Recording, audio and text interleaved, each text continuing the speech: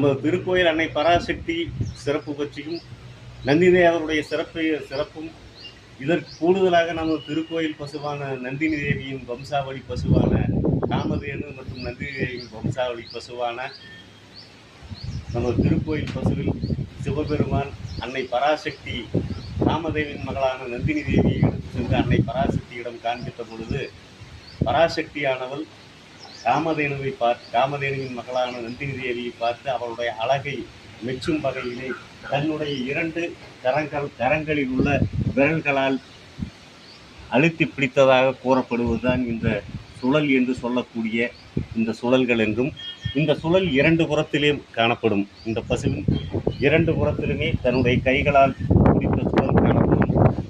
அதுபோலவே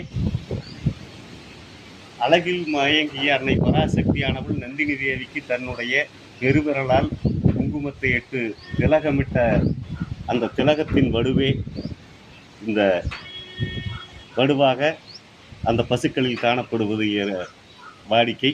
அது நமது திருக்கோயில் பசுக்களிலும் காணப்படுகிறது. இது நமது திருக்கோயிலின் மீண்டும் ஒரு சிறப்பாகும். எல்லாம் வல்ல அன்பர்கள் எமது தந்தை பரமனின் ஈசன் அருளால் திருக்கோயில் பசுவான காமதேனுவின் வம்சாவளி பசுவையும் நந்திதேவரையும் அன்னை பராசக்தியும் வணங்கி வாழ்வில் நீர் ஓடி வாழ அன்போடு அழைக்கின்றோம். ஓம் நம சிவாய.